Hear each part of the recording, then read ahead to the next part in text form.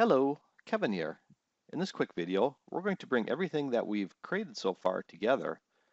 We've created a device type, a device configuration, we've created device messages, we've created listeners, and we've also created workflows. What we'll do now is say that when we have a specific message coming in for a specific device configuration, how should we handle that message? To do that, click on Studio. Now go ahead and click on Device Configurations. We'll look at our motion detector. And down here we have routes. A route is really how we specify when a message of a certain type comes in, how it should be handled. We'll click on Add. And the first thing that we need to do is we need to specify which message we want to be able to handle.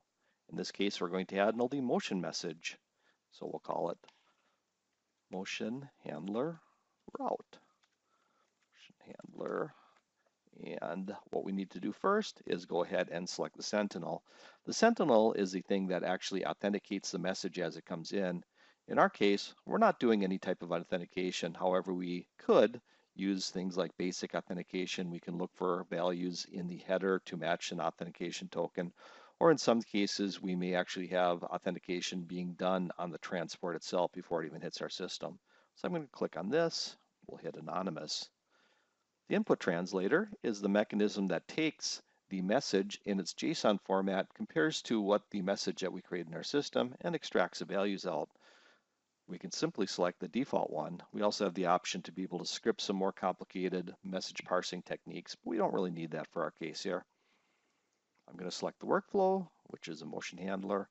And then finally, we'll select our output translator, which again, we won't be using here, but we'll just put one in here. The output translator takes the outputs from the workflow and converts that into a message that can be sent either back to the device or to some other subsystem. I'm going to select that. Now what we need to do is we actually need to map the message values coming in with the motion handler. I'm going to click on mapping.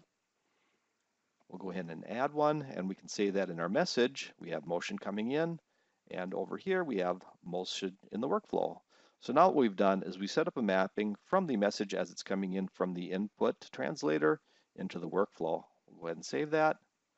We'll save this, and there we've created a route. So again, what we've done is on our device configuration, we've added a route that says when we see this message, motion message coming in, we don't need to authenticate it for our case in this time. We use our input translator, which takes the message specification and extracts the values from the incoming message. We pass it off to our motion handler workflow. And then finally, if we were to be able to send it to a different system, we could actually do the output translation to be able to convert the message.